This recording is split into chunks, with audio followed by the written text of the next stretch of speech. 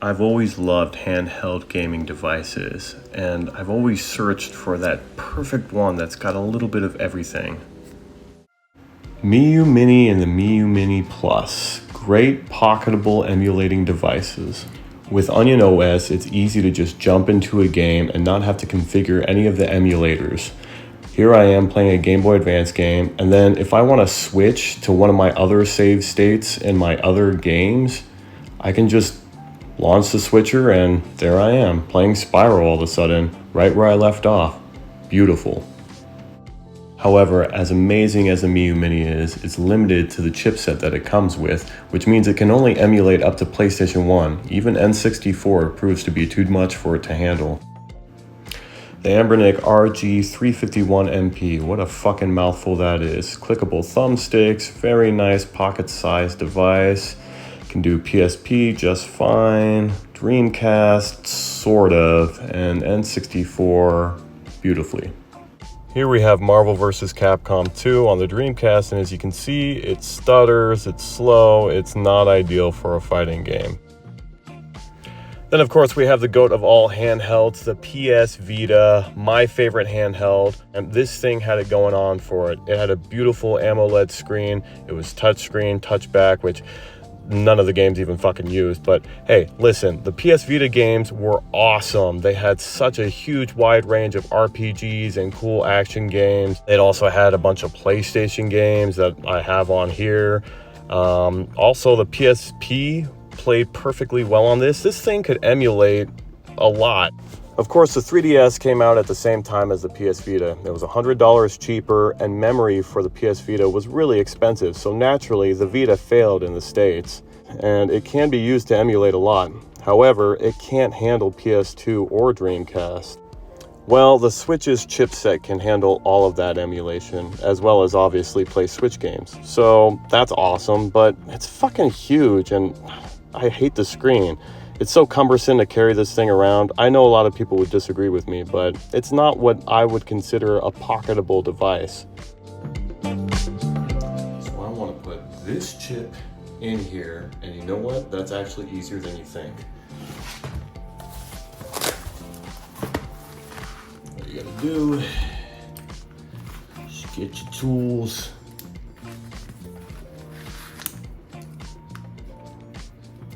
Alright. These fucking stupid Joy-Cons off.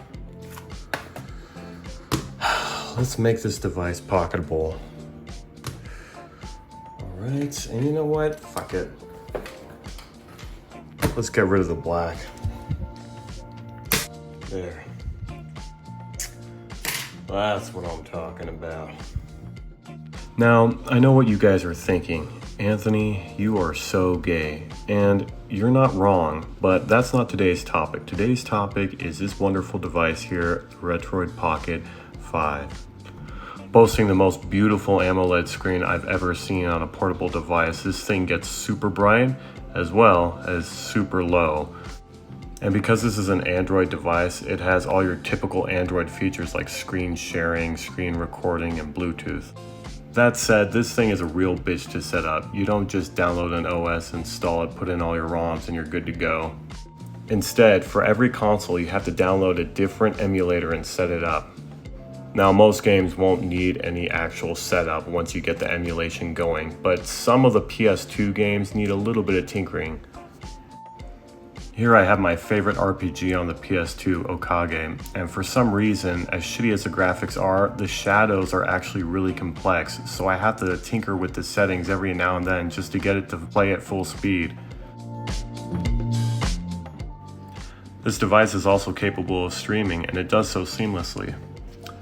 But if you don't want to stream your games off of Steam, you can download Steam and install the games directly onto your device, but don't expect all of them to work because, well, hardware limitations.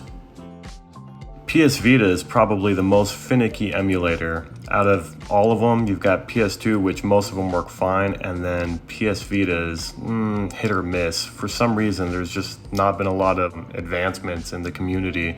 So most of these games will run fine, like Iconoclast, which I fucking love, but a lot of them just stutter. That leaves the Switch titles, and all of them work really well. That's because the chipset in the Switch is very similar to the Snapdragon that's in the Android devices and in this device. So here I am playing Super Smash Bros. Ultimate, and there's no delay whatsoever. Now, when you play a Switch game for the first time on this emulator, it does have just a little bit of buffering and stuttering just because of some shaders that need to be loaded in, but that takes about 2 minutes, and then after that, every time you play it, there's no delay whatsoever on startup.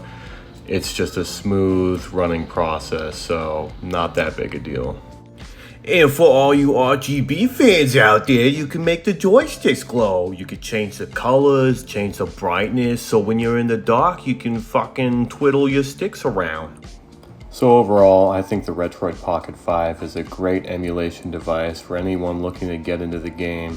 Yes, it takes some time to set up, but once you get it set up, there's very little tinkering that you need to do to get most of your games working at 100%.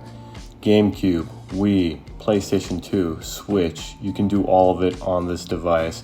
It gives me a reason to ignore my kids, and I think that's really beautiful.